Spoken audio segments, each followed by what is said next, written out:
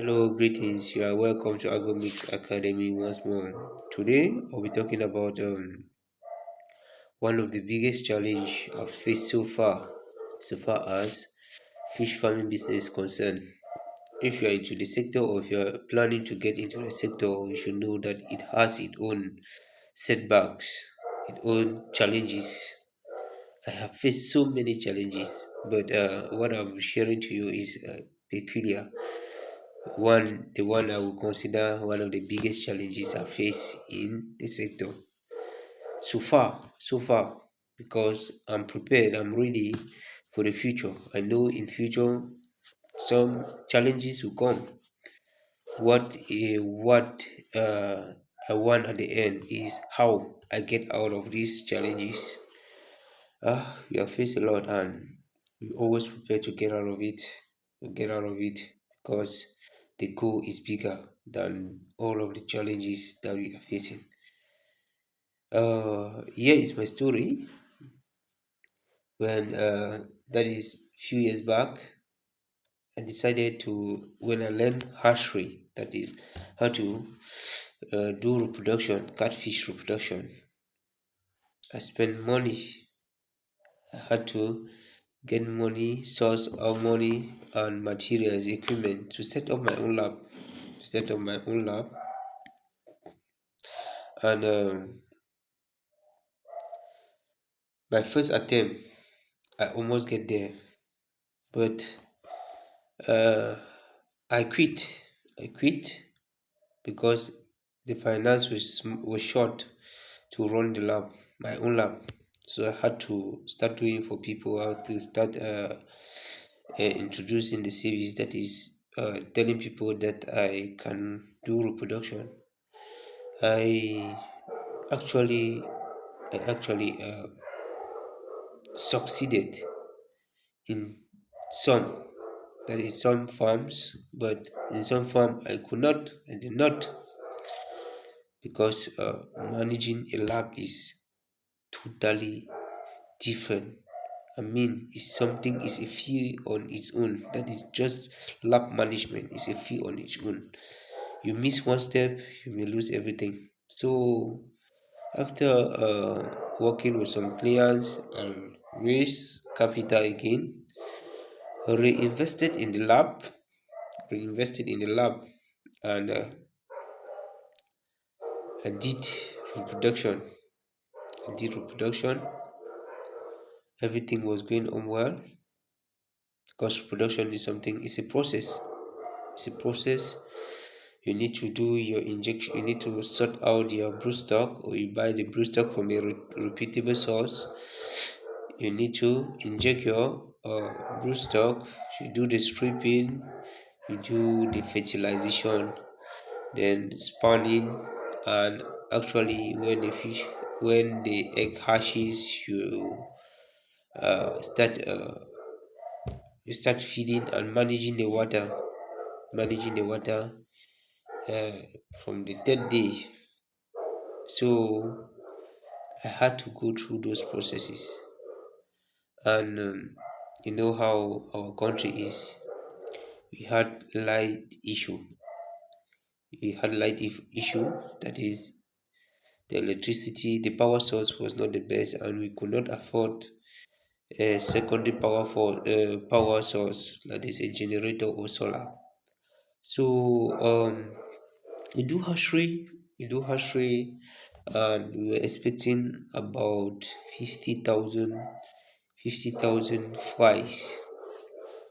When I say 50,000, we hatch over 100,000 flies, but we lose some within few days, and we leveled about, let's say, that 50,000, between 50 to 75,000 fries, and we're hoping that if the worst come to the worst, we should have at least 10,000 stock uh, at that is week 3, where we can actually transfer to another pond and start feeding them, like that is from post fingerlings. Uh, the the six between the six and the eight, everything. I mean everything. We lost everything after putting all the energy. After putting all the energy.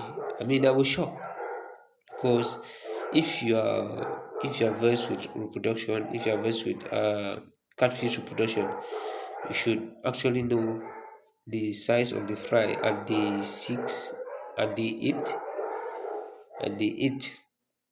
That at least they are giving you hope already. Seeing them, you already have hope. But every morning we we lost we lost we lost between the six and the eight. I mean the six we lost about let me see 2,000 of them. The seven shop about 10,000 plus, and the eight we are left with about 100 fries in the in the hatchery.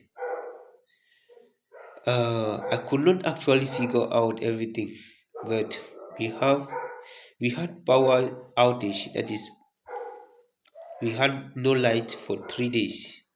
We had no light for 3 days, and the temperature dropped drastically. Temperature dropped from 27 to about 19. I think so, about 19.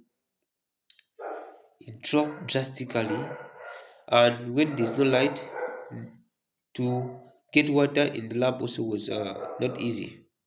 So you don't know, we that is there was oxygen shortage.